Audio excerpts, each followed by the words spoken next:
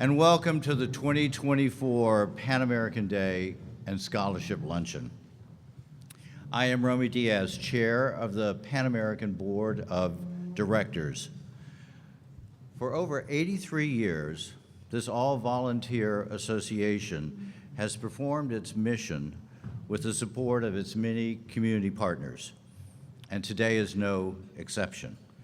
In particular, I'd like to express our appreciation to our gold sponsor, Pico and Constellation, for their unwavering support. So thank you, Tom Armstrong.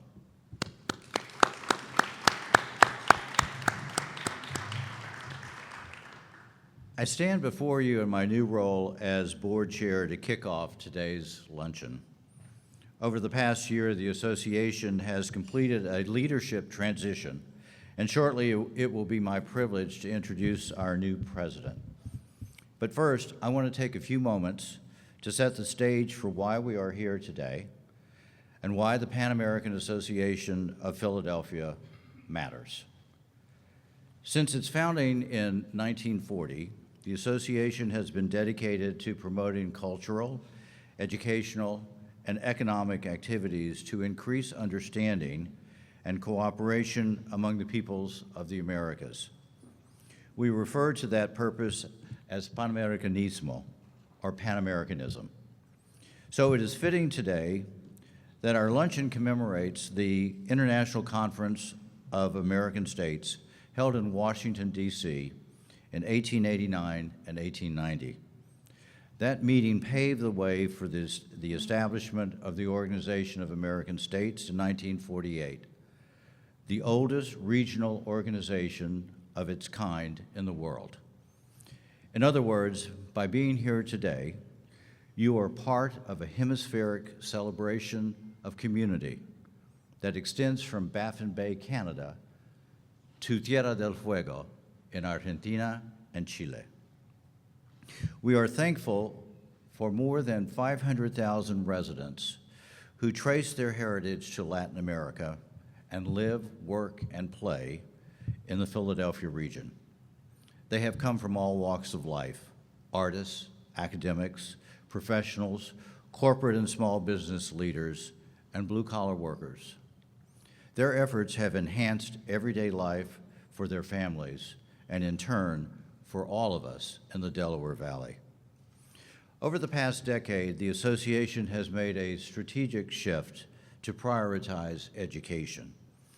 We believe that through education, we can empower individuals to make a lasting positive impact on our communities, aligned with the values of Pan-Americanism: diversity, diplomacy, cooperation, and scholarship.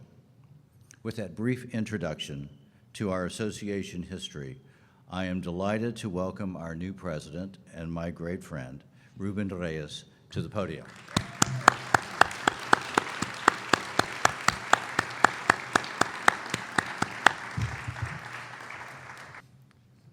Thank you, Romy.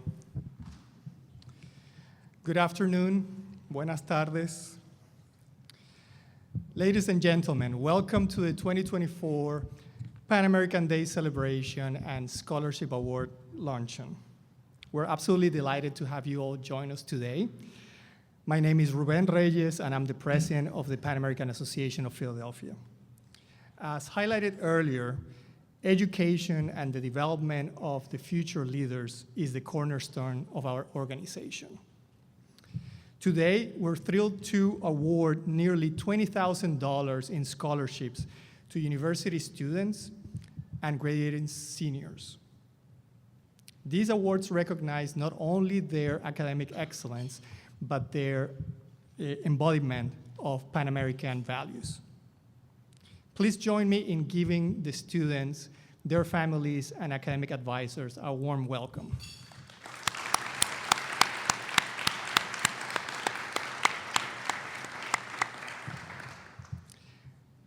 As is our tradition, we have a truly distinguished keynote speaker today, an esteemed diplomat and scholar whose vast experience will provide us with invaluable insights on the challenges and opportunities facing our hemisphere.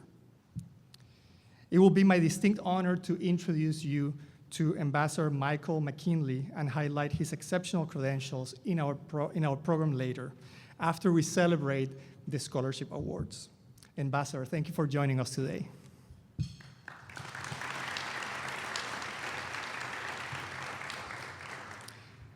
As an all-volunteer organization, the Pan American Association's work would not be possible without the support, unwavering support, I should say, of our long-term sponsors. I want to express my sincere gratitude to our gold sponsor, Pico and Constellation, our silver sponsor, FHL Bank from Pittsburgh, bronze sponsors, Blank Rum and Turtle on Post, as well as our table sponsors, Towson Solutions LLC, former presidents of the Pan American Association, and Sol Ewing LP. Thank you for your generous support.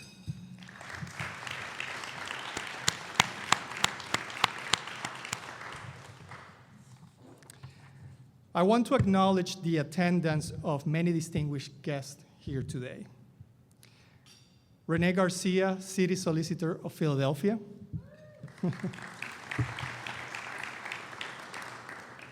Members of the diplomatic community, Honorable Lautaro Sandino, Ambassador of Nicaragua,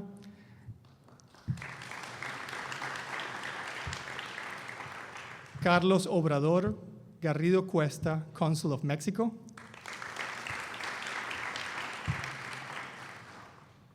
Eli Gabay, Honorary Consul of Nicaragua,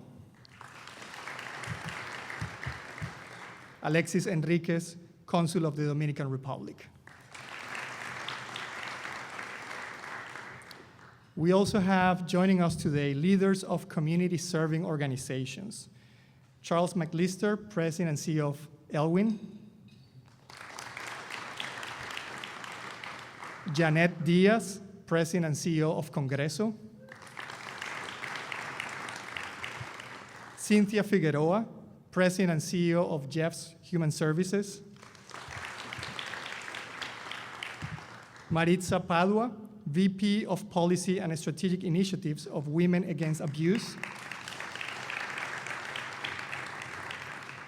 Reverend Bonnie Camarda, Director of Partnerships of the Salvation Army of Eastern Pennsylvania and Delaware. Sabeth Tilok Singh, President of Global Philadelphia Association, pardon me. As well as representatives of distinguished higher education institutions.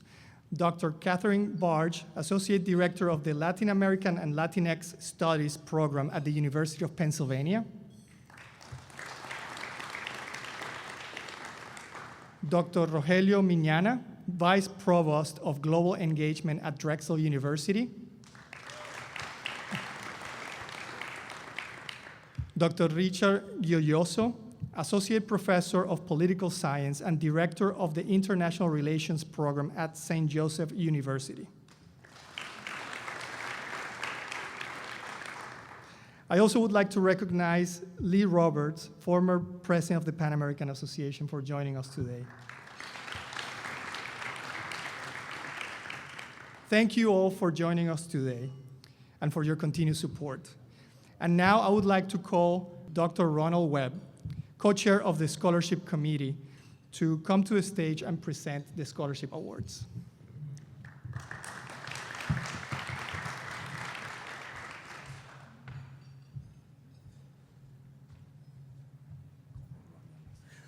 That's all right.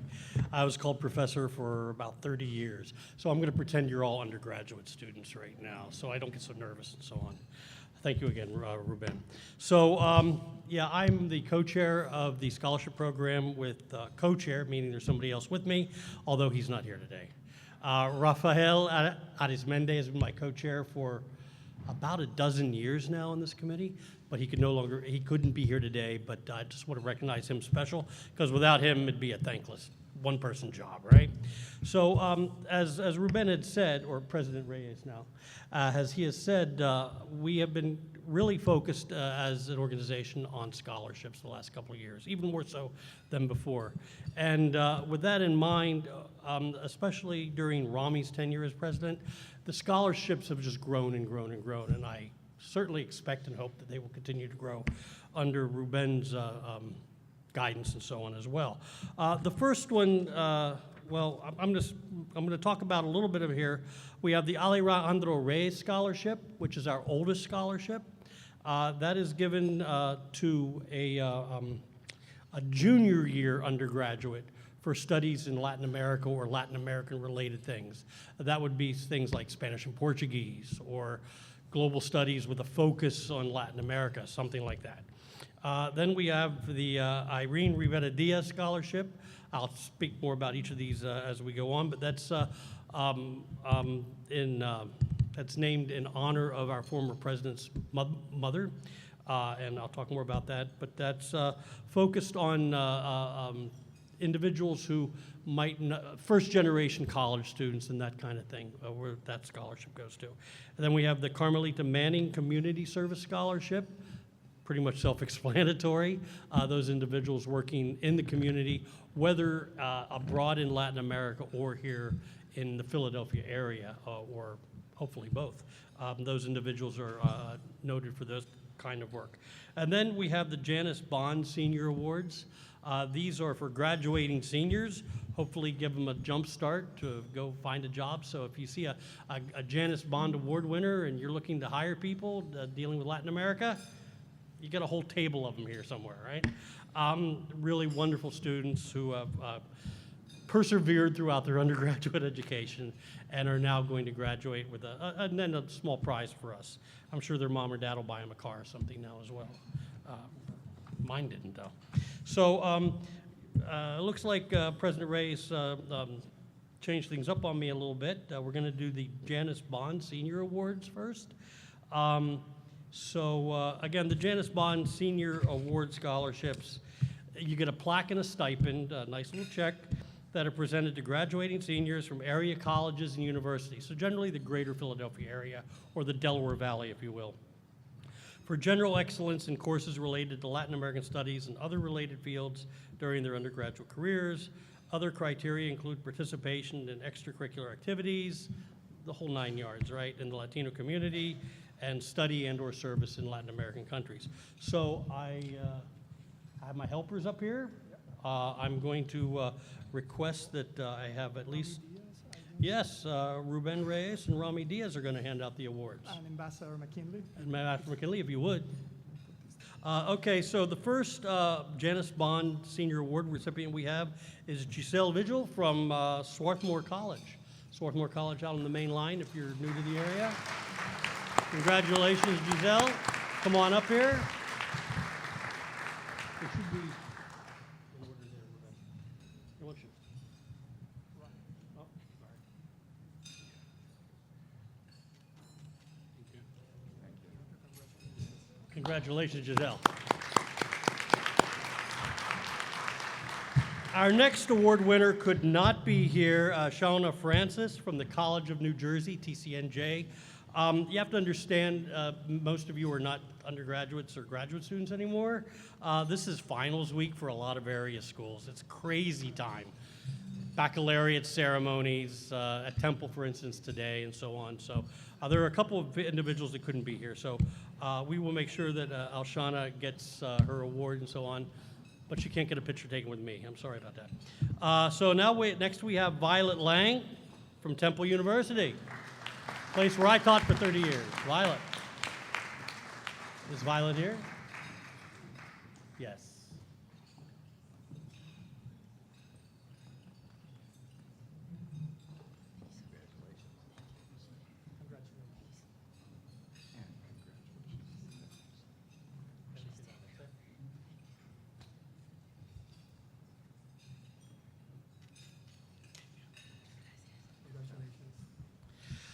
Next we have, and I believe I met him earlier, Alec Metten from St. Joseph's University.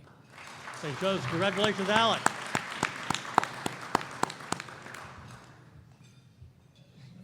Maybe Alex wants to black more than the check.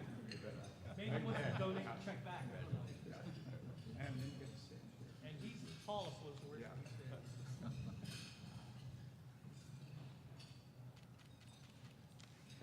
Congratulations,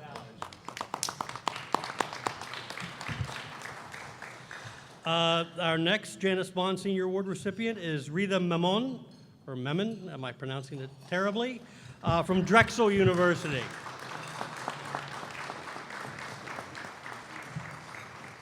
Yeah, there are steps.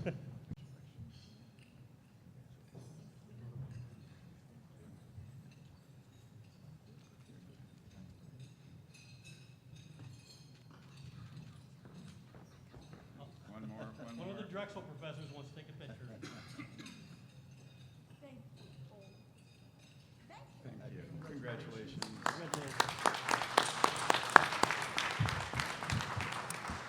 Next, we have Natalie Schirmacher from Villanova University.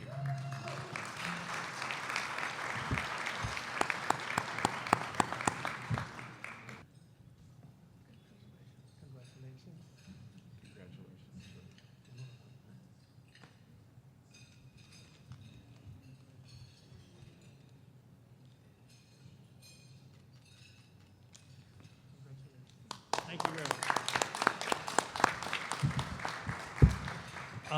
Our next recipient is Diana Salas from the University of Pennsylvania. Diana?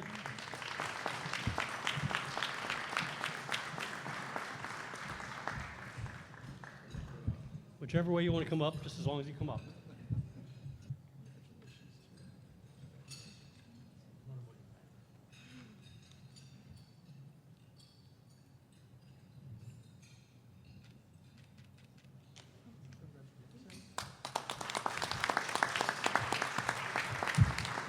And our final award winner is not here. She must have finals or something today. It's Gabrielle Nye from Widener University. And I'm quite disappointed that Widener couldn't come because of finals, because I think she's our first Widener University recipient, maybe next year. So, you know, Gabrielle, if you're listening somewhere, you know, thank you very much.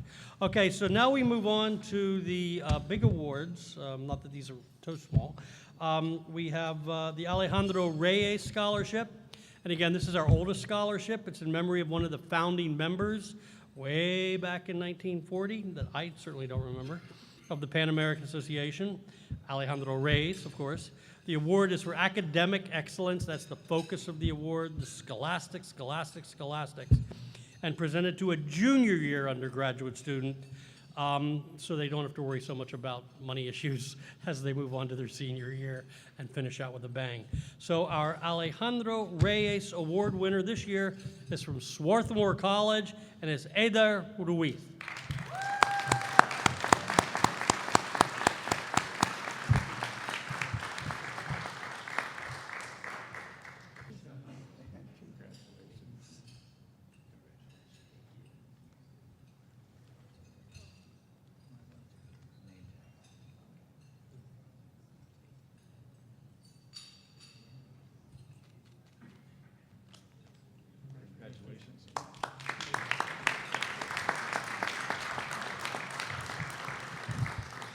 Our next award is the Irene Rivera Diaz Scholarship Award.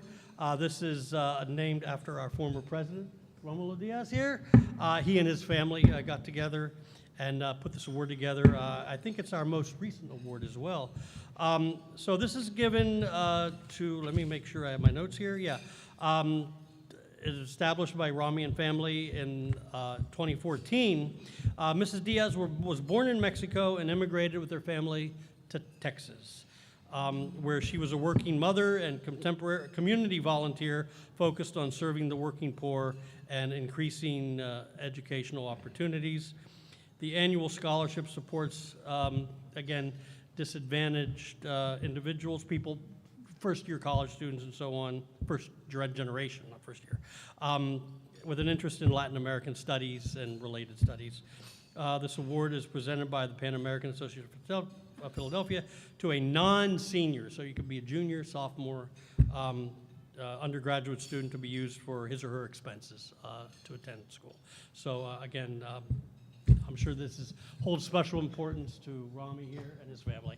So our award winner this year for the Irene Diaz Scholarship is, and I'm going to mess this last name up, Yasmin Guayasaka. Yeah, I did okay? Hablo español, pero sí. Mi esposa es de España, ¿no? Congratulations. And don't forget the plaque. Okay.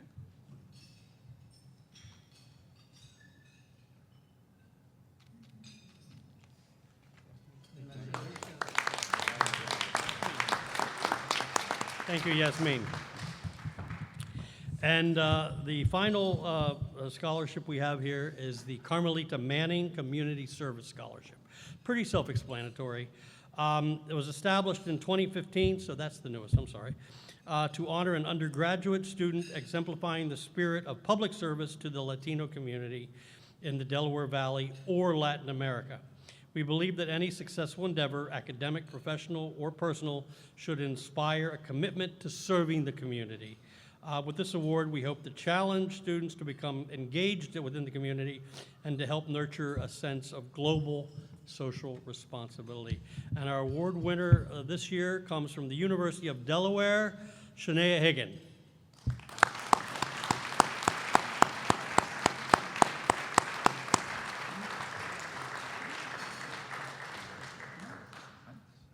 Gives me more flexibility.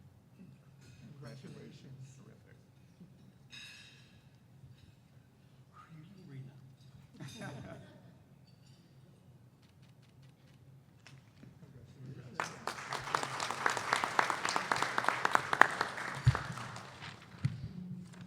See, so what am I supposed to do now? Let me see. Okay, so as to finish up here, I would just like to thank and acknowledge members of the Education Committee, Doctor of Education Cecilia Cardesa. Cecilia, I saw you earlier. There you are. We have Dr. Daniel Shidlow up here, sitting beside me. Daniel. Ronald Webb, that's me. Raphael, who I said couldn't be here. Romulo Diaz, who is also part of the Education Committee. And, of course, de facto, Ruben Reyes, as president does that. And, of course, hey, Ruben. King Ruben. Again, and my subcommittee co-chair, Rafael Arizmendi, I'm sorry couldn't be here. But he's visiting with his mother, so that's cool. I guess that would be it, and I thank all the universities that decided to have their students apply. We'd like to get more universities involved. We've had 8 Janus Bond Award winners this year, which ties the number we've had before as 8. As I said, Widener's a first timer. Hopefully they'll become more involved too. If you know people at universities that need to get involved, pressure them. All right, thank you very much for your time. And congratulations to the winners. I now turn it over to President Ray.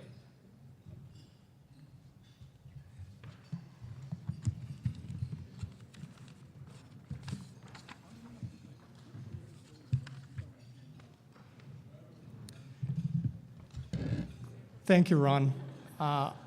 Please, let's give another round of applause to all our honorees, amazing students.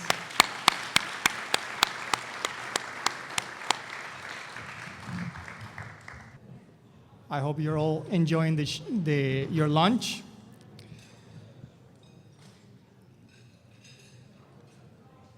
Ambassador McKinley just asked me to make a very, very brief introduction, but I'm afraid that's going to be impossible. Last night we had a wonderful dinner with the ambassador. Thank you for joining us last night. And we had a very good conversation about all kinds of topics. Today I think will be more focused for the benefit of the whole audience, but it was truly a pleasure to spend the evening with you. Over the years, the Pan American Association has been honored to welcome many prominent speakers and today is certainly no exception. It is with great pleasure that we welcome a distinguished diplomat and scholar, an individual with outstanding experience and insights on the challenges and opportunities in our hemisphere. Ambassador Michael McKinley had a distinguished career at the Department of State spanning 37 years, serving under 6 presidents and 11 secretaries of state, before joining the Cohen Group in 2020 as senior counselor. Ambassador McKinley held senior leadership positions in missions in Latin America, Europe, Africa, and South Asia. He was a 4-time ambassador serving in Peru, Colombia, Afghanistan, and Brazil, and concluded his career as a senior advisor to the Secretary of State. Ambassador McKinley worked on development, trade, and investment issues across his career, helping conclude free trade agreements with Peru and Colombia, the Open Skies Agreement, and the revival of the defense industry dialogue with Brazil. In addition, the ambassador had extensive experience with regional conflicts and peace negotiations across 3 decades on 3 continents, including most recently as ambassador in Colombia and Afghanistan. Earlier assignments include Bolivia, the United Kingdom, and postings as Deputy Chief of Mission and Charge d'Affaires in Mozambique, Uganda, Belgium, and the US mission to the European Union, where he helped conclude the EU-US Accord on Transatlantic Air Travel Security and supported the expansion of cooperation on economic and regulatory issues affecting the US trade and investment. As Deputy Assistant Secretary in the Bureau of Population, Migration, and Refugees in the aftermath of September 11, 2001, Ambassador McKinley oversaw policy and programming for almost $700 million in annual assistance to a refugee resettlement program in the United States and to refugee populations in Africa, Europe, and Latin America. In recognition of his distinguished service, Ambassador McKinley has received numerous honors and awards, including State Department Distinguished Honor Awards and Presidential Performance Awards. Ambassador McKinley earned his PhD from Oxford University in 1982.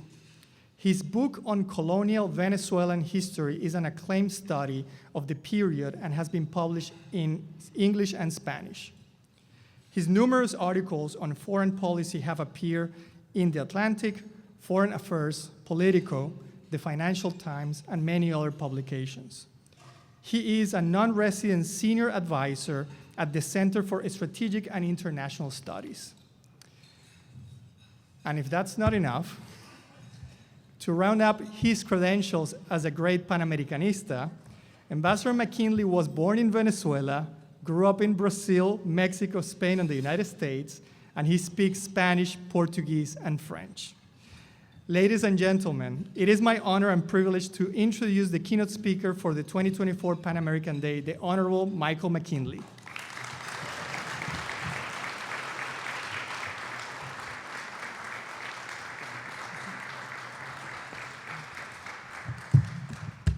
Well, that was way too generous, way too long, but I'm going to do you one better, Ruben. I'm going to go at least a few minutes longer in my presentation.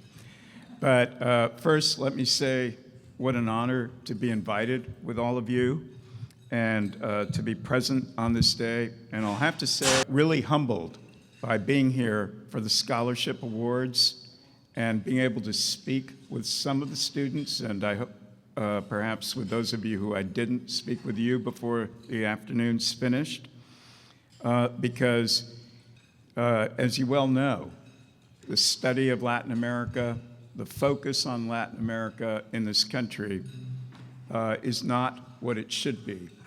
And to meet people who care and to be with an association that promotes the interest in the region is really inspirational. So a pleasure to be with you.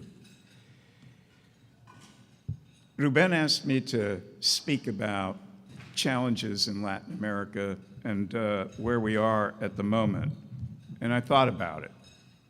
And I decided I'm not going to go by the headlines, and I'm going to try to provide not a more balanced, simply view, but one that is more optimistic. So happy to take the questions about everything that's going wrong, but I'd like to focus on what's going right, what the opportunities are, and why the region is important to the United States.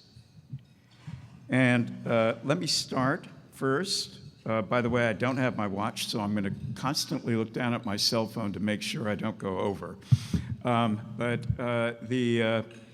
Our discussion is taking place at a moment of momentous transformation in the world. There's the aftermath of the COVID pandemic. There's the digital and green revolutions.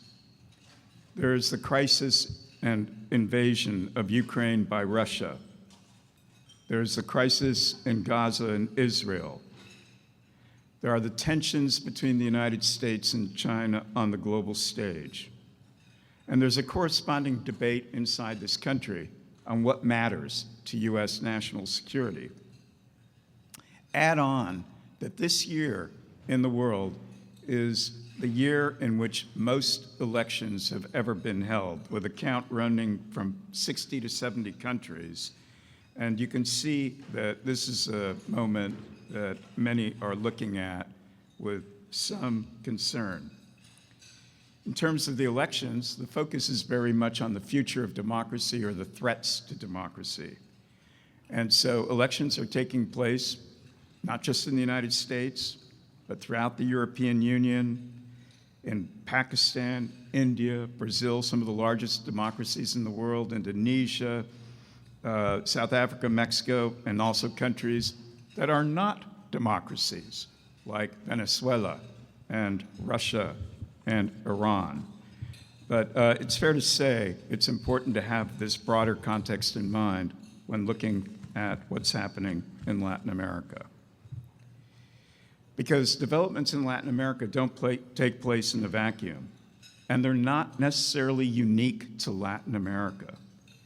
Latin America is increasingly important to the global economy as an actor on climate change, for critical minerals and the green transition, and is finding its own voice on many issues on the world stage.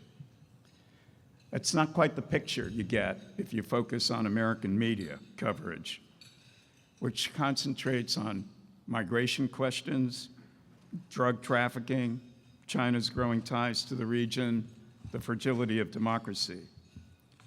As I said, I think it's possible to be more guardedly optimistic about where Latin America is. In looking at the region, let me first focus on the economic side of the equation. Although it is often remarked that Latin America grows more slowly than other parts of the world, it has in fact done better in every year since the pandemic than institutions like the World Bank and the IMF predicted. There is no lost decade, not yet anyways, as many had expected, and Latin America is building, looking to the future. It is true that as I speak, the World Bank is revising downwards its prediction of growth for Latin America for 2024, as it is for the entire world. And there are certainly enormous challenges remaining: reducing poverty, improving infrastructure, lowering high rates of informality in many of the countries, accelerating growth. But the opportunities are there as well. First, in a radically changing world economy, and as The Economist remarked last year, Latin America could become this century's commodity superpower. If I can focus on 4 or 5 areas. In energy, there's a significant emphasis on the new energy economy, on critical minerals. 40% of the world's copper is in Latin America. Something like 60% of the world's lithium deposits are in Latin America, all essential to the transition to electric vehicles and much more besides. There's an environmental and greening transition. It's the continent with near the lowest carbon footprint, highest percentage share of renewables. There's attempts to develop green hydrogen for the future in places like Chile. On food production, the war in Ukraine brought home that food is not a given, as grain exports from Russia and Ukraine were interrupted and affected food supply prices around the world. And Latin America is in a particularly good place already, with a prediction that it'll be producing almost 20% of the world's global food exports by 2030. On nearshoring, with the emphasis the United States places on lessening dependence on China, and in particular, in terms of everybody's interest in addressing supply chain issues, nearshoring is very much the topic of the moment in relationship to Latin America, with significant opportunities, particularly for Mexico, Central America, and Caribbean nations. We should also acknowledge that there is a transformation underway inside Latin America. I often say, and maybe I didn't have it in my written notes, but I would like to, having witnessed a next generation of young people interested in Latin America. Latin America is changing radically. There are world-class universities in Latin America. There are world-class medical facilities and research facilities. And all of this is leading to a new kind of economy developing inside Latin America. Doesn't get much coverage, again, when you're reading mainstream media. But you take a look at e-finance and groups like Nubank, or e-commerce, groups like Mercado Libre, Rappi, the ride-hailing food delivery company started in Colombia.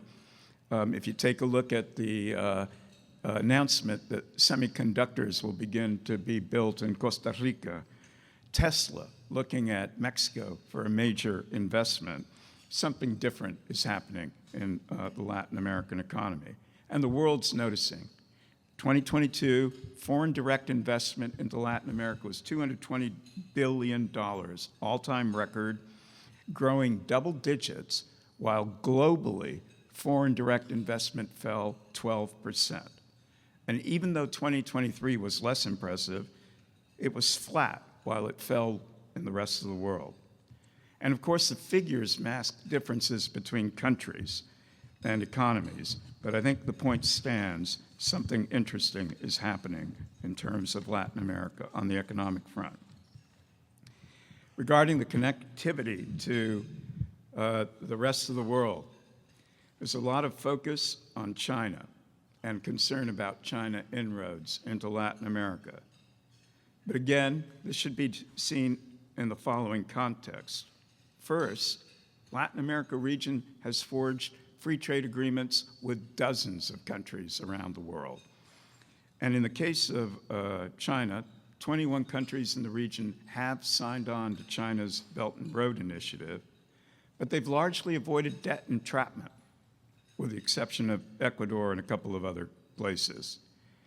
And when we look at those figures, we need to remember that 120 countries around the world now have China as their largest trading partner. So for the United States to focus on Latin America as though something different is happening, that's just not the case. This is part of what's happening in a globalizing economy, and certainly many governments in Latin America are quite capable at looking at Chinese investment and export markets in transactional terms and know what the pitfalls are, as they also pursue closer ties with the European Union, with Canada, with Japan, Korea, with each other. I mentioned earlier, if I can switch to the political environment, which also gets a fairly negative coverage. I mentioned earlier, the swathe of elections that's taking place around the world. In Latin America, between late last year and this year, has elections in El Salvador, Dominican Republic, Mexico, Panama, Uruguay, Venezuela. And there's a lot of hand-wringing about the state of democracy in Latin America. But again, it should be seen in the context of this broader skepticism about the state of democracy worldwide. Take a look at this country, and I won't go any further, but I think there is a debate about the state of democracy in the United States. There's a debate about the state of democracy in any number of European countries. There's a debate about the state of democracy in the elections underway in the world's biggest democracy, India, and so on. What we're seeing is populist, nationalist, inward-looking political movements from the left and from the right that are being elected or are gathering popular support everywhere. And to suppose Latin America would be different or somehow exempt from this, I think is to underplay the extent to which global trends are now, yes, indeed, global. So in Latin America, the picture on democracy is complex. If we'd been speaking 2 to 3 years ago, there wasn't a day that passed that there wasn't an article or a comment on the rising pink tide in Latin America, how the region was going back to left-wing governments. And at one point, all 6 of the largest Latin American economies, Brazil, Chile, Colombia, Peru, Mexico, Argentina, were led by left-of-center governments. And for the first, and another half dozen countries, including Honduras, Bolivia, and laterally joined by Guatemala, perhaps Uruguay this year, by left-of-center governments. And there was a lot of discussion about what this meant. Well, we're not talking 2-3 years ago. And if you take a look at what's happened since that period, when people were so concerned about what it meant, the fact is, democracy has functioned in many of these countries the way it functions everywhere. Governments came in with expectations of carrying out major reforms. Reality hit. They weren't able to. Many were elected by very narrow margins. There were congresses that presidents didn't control and voted against some of the intended changes. Politics remained quite disparate, but within certain parameters. And critically, institutions which have been building for the last 30 years held, especially legislatures, judicial systems, the media. And they blocked some of the more extreme proposals that were being brought forward. And the political pendulum is beginning to swing back, as we've seen in Argentina, in Ecuador, in Peru, in local elections in Colombia. What I'm trying to suggest here is we really should look at the region as a more mature region institutionally and politically than we tend to, and not see it as simply crisis-driven. In fact, the shift leftwards was a reflection of voters choosing options, as they do everywhere, and leading to these changes. I don't want to undersell the challenges to democracy in the region. We had the attempt to overthrow the Brazilian elections on January 8th of 2023. We have the weaknesses inside Peru, where I think it's 6 presidents in 7 years. We have the consolidations of dictatorships in Nicaragua, Venezuela, and Cuba. We have the collapse of Haiti and other issues of concern. In El Salvador, there's concerns, even though he's extremely popular, the president, Nayib Bukele, with his crackdown on crime. On balance, however, I would suggest democracy is not a universally negative picture in the region. And in Mexico this year, there will be a woman elected as president, something the US still has not managed to do. And following in the footsteps of women elected in Brazil, Argentina, Chile, Costa Rica, Honduras. A final point on the broad Latin American landscape, and it's important to acknowledge that these are serious, immediate, and longer-term challenges, in no particular order. Citizen insecurity. The cartels are back in force in certain countries. In Mexico, Sinaloa, and Colombia, Clan del Golfo, Venezuela, Tren de Aragua, Brazil, Comando Vermelho, Primero Comando Capital, Ecuador, Port-au-Prince in Haiti is run by by gangs at the moment. And some governments, Colombia and Mexico in particular, are offering to negotiate with the gangs. This has been widely questioned. Others are dealing with the evolving nature of cartels beyond drug trafficking into extortion, human trafficking, illegal mining, and more. And as Ecuador has dramatically shown, where mayors have been assassinated, a presidential candidate assassinated last year, they're challenging the state. President Bukele's answer in El Salvador, arresting 60 to 70,000 individuals, has been effective at raising human rights concerns, and his measures are not easily replicable elsewhere. Second, there's growing frustrations in these societies regarding the delivery of basic services, the need to accelerate economic growth and job creation, and to just do better in general in providing what people expect from democratic governments. And there's much debate on whether the Latin American governments will seize the opportunities that are there on nearshoring critical minerals and food production by opening their economies or reforming. There's the fallout of economic challenges which are particularly acute in what are called the Northern Triangle countries, Guatemala, Salvador, Honduras, and especially Venezuela, where over 5 million have left, creating tensions and new realities that countries like Colombia, Ecuador, Peru, and Chile are dealing with. Over 2 million Venezuelans in Colombia, almost 1 million in Ecuador, almost 1 million in Peru, 700,000 in Chile. As a proportion of their populations, these countries are dealing with migration on a scale way beyond what we do. And it's creating tensions in these societies where there's many fewer resources to respond to the challenges and needs. And this leads me to my final set of points, which is on U.S. ties and policy towards Latin America. Let me repeat facts you're all very familiar with. Mexico is now the biggest trading partner of the United States and the region as a whole, increasing importance to the United States in trading terms. We have free trade agreements, not just with Mexico, but with Central America and much of the Caribbean, with Chile, Peru, Colombia, and Panama. U.S. still supplies 30% of Latin America's imports, 45%, takes 45% of its exports.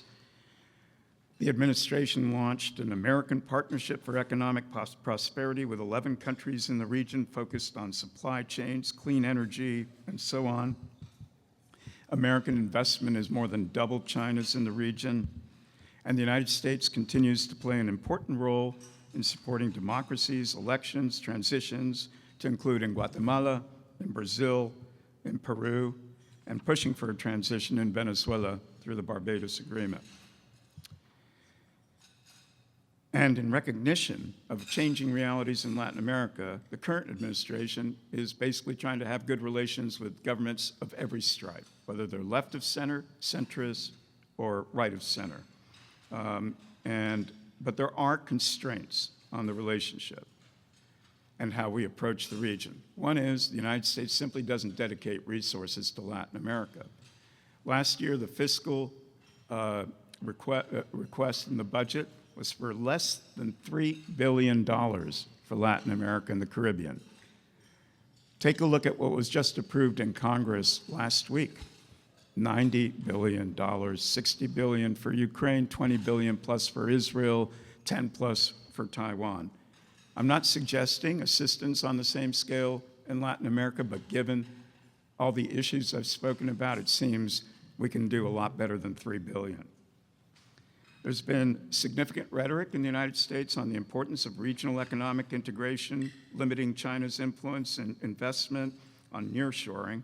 We haven't opened up any new markets for Latin America in terms of access. We haven't pursued free trade agreements, which Ecuador and Uruguay have proposed.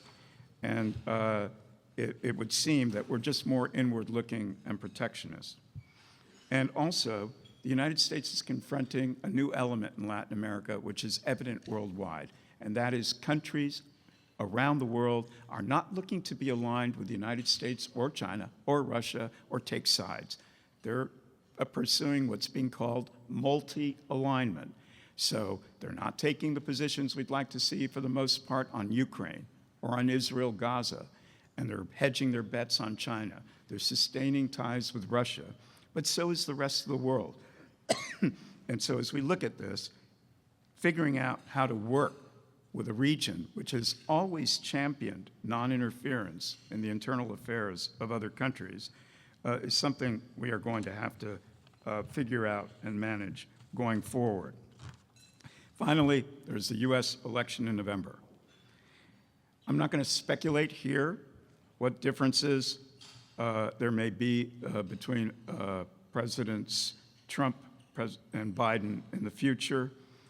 It is clear that whomever wins will have to decide if the U.S., in a rapidly changing global landscape, as I mentioned, wants closer ties with Latin America, greater cooperation, integration, and recognizing the importance of the region for the United States and the impact the region has in our country and how we are changing inside as a country. And I would suggest that requires greater resources, a greater focus on educational exchanges. I was speaking with Cecilia last night. We could talk about educational exchanges for the next 2 hours. We don't do anywhere near enough to reach out to the next generation. We need to help Latin America on climate change, on nearshoring, on defending democracy. But this requires resources and policy times to do. Because with resources and policy time, that would help us address the drivers of what in the United States seems to be the biggest concern, the surge in migration to the United States. And whatever your view on migration and on how to address it, the crisis on our border with Mexico, it is possible to acknowledge that it has become a central, if not the central concern for U.S. politics in relation to the Latin American region, especially in an election year. As we look at migration, I'll close by noting, migration as an issue is now global. There's tens of millions of people on the move, not just in Latin America, but in Africa, in the Middle East, in South Asia, and so on, because of wars, economic necessity, climate change, between regions, within regions, and there is a debate everywhere on how to respond and how to manage migration. So the United States is not an outlier in having a debate or facing the pressures on our border. And the foreign-born, as percentages of populations are rising in many places, even in Europe, to exceed the percentages in the United States. As we find our own solutions, hopefully we will recognize a strong, productive, forward-looking relationship with Latin America is the best way to address migration, but that our policy also cannot and should not be reduced to one issue. Thank you.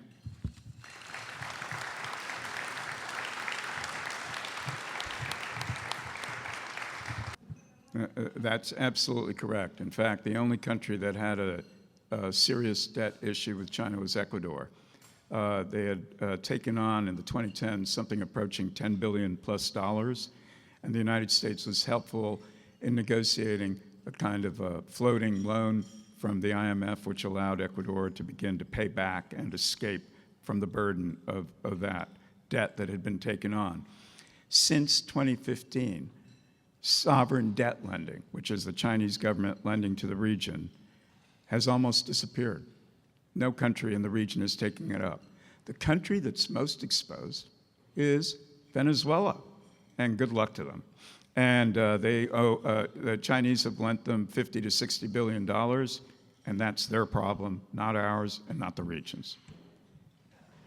So you mentioned how the region has been swinging politically and trying to keep their independence in terms of their relationships with Europe and the US and so on, but is there a general trend of the perspective from Latin America towards the United States that you see? A change in perspective? Or? Yeah, a change in perspective. So I'm going to be very careful how I answer that difficult question. I think as we look at the place of the United States in the world today, and we look at the changes we've seen over the last 7 to 8 years, and we look at almost every part of the world, we can start from the premise that the United States is still the single most important economy in the world, still the most powerful country in terms of security projection and our military prowess, and still seen in different regions as a key actor, if not leader, in responding to crises that surface. But we're also seeing a profound change underway from the world we grew accustomed to for 70 years. And it's one in which the United States' primacy on these fronts is, if not being challenged directly, is being seen in parallel to other developments. So we've seen China become the second largest economy in the world, projecting on any number of fronts we can discuss. Russia, which at one point was dismissed as a gas station with nukes, which I always thought was very short-sighted, and it included very senior Democrat and Republican politicians. Well, they've found out since February of 2022 with the invasion of Ukraine that Russia still is very much more. And a major oil producer, a major food producer, and certainly, with the way it's approaching the war in Ukraine, a formidable threat still in terms of global security. When you take a look at the changes post-pandemic and how the world sees its economic ties, and the changes inside the United States on how we see our own resiliency, how we develop our capabilities to sustain our economy and our livelihood and not be so dependent on the outside world, other regions of the world are doing the same calculations for themselves. So and then I'm going to say this, and this is not a political point, but there's a growing sensation in Latin America that the United States, it's been there forever, but it's now more accentuated in a very different landscape, and with governments which are now pretty sophisticated about global economics, about their own politics, and independent in the way they view things. And they're seeing the United States as not necessarily part of their everyday calculations or necessarily part of their strategic calculations going forward. And so if everything's approached from the point of view of the United States knows better, that's not going to get traction, and it's not getting traction inside Latin America. And so what we're seeing is the need for not just partnership, that word gets used a lot. We need people here to pay attention to the way Latin Americans look at things. And that's still not something that comes easily to us. Any other questions from the audience? Yeah, please. So that's a wonderful question. And for those of you who may not have heard it, how the United States is dealing with the rise of middle powers in East Asia and how this intersects with what we're seeing in politics in Latin America. And I didn't mention middle powers because I ran out of time. But the biggest phenomenon that we're seeing right now in the world, apart from, yes, China and Russia exist, and it's a multipolar world, is the rise of middle powers in every part of the world. And so when we look at Latin America, that includes Brazil and Mexico. When we take a look at East Asia, we're talking about countries from Vietnam to Indonesia to Japan, not Japan, South Korea. India is almost becoming the informal spokes country for middle powers. Saudi Arabia, the Emirates. And I mentioned earlier, countries are not wanting to take sides. They're defining their own way forward. They're looking at economic integration inside their regions, what kind of ties benefit them, which conflicts to become involved in, and so on. The United States has been extraordinarily successful in building out a kind of a bridge with East Asian countries, particularly Southeast Asia and South Asia. It really is extraordinary. And as a Latin Americanist, I can only look at that and wonder, why don't we do the same here?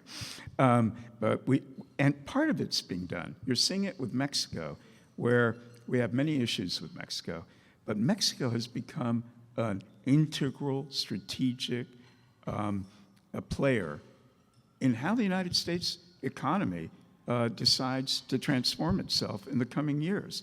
And you wouldn't have said that 10 years ago. You wouldn't have said that 5 years ago.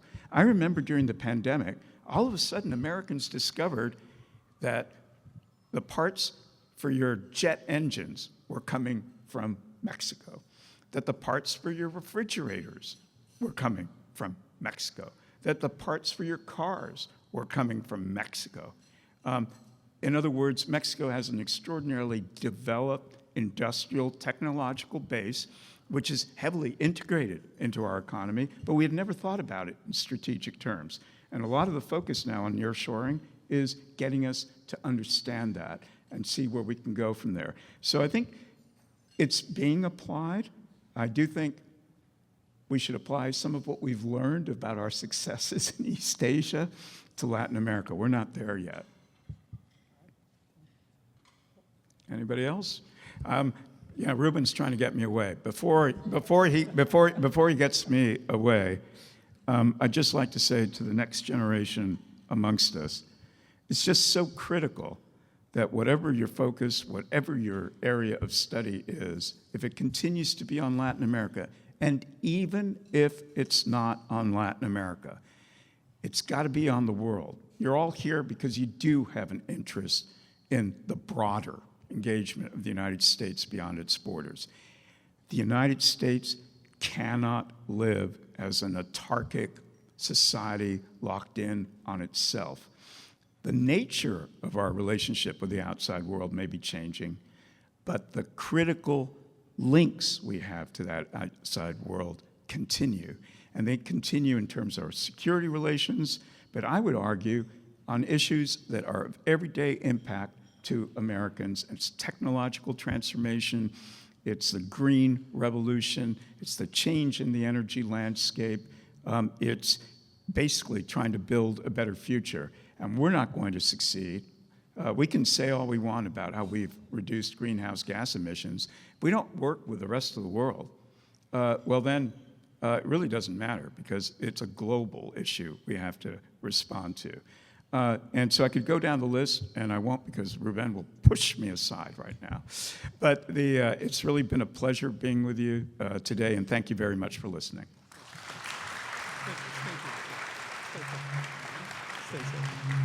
Thank you, Ambassador.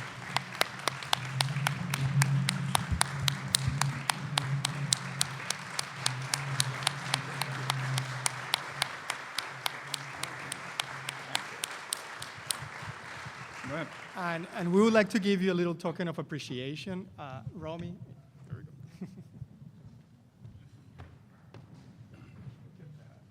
That was extraordinary.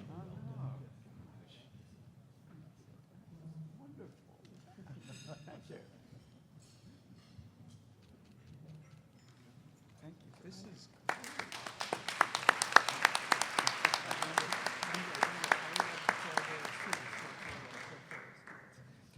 I also would like to call the students that were honored today. If you may please come to the stage. We'll have a group photo with the ambassador, please.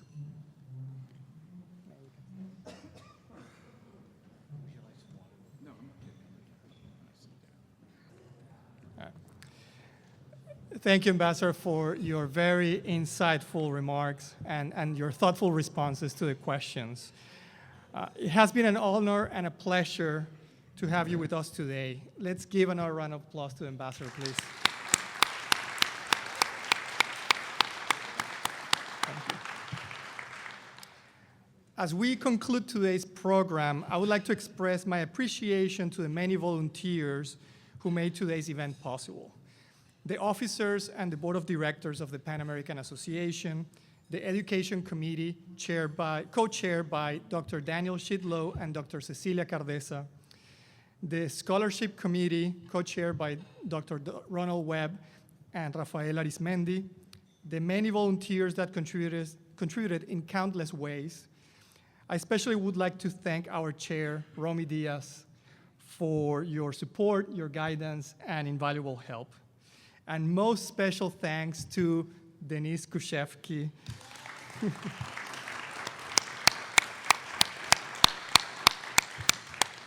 for taking on the heavy load and keeping the reins running smoothly. Ladies and gentlemen, I hope that you agree that this has been a wonderful 2024 Pan American Day. The Pan American Association has long been a beacon of hope in Philadelphia and beyond, dedicated to the advancement of knowledge, understanding, and engagement among the peoples of the Americas. In that spirit, please consider becoming a member and supporting us in any way that you can to continue the work ahead of us. Your support is the lifeblood of the organization. Once again, congratulations to all the students honored today, and thanks to our keynote speaker, Ambassador McKinley.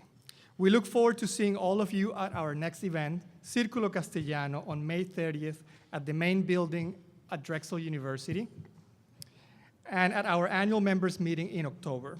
Until then, please enjoy the sunny weather and have a great rest of your day.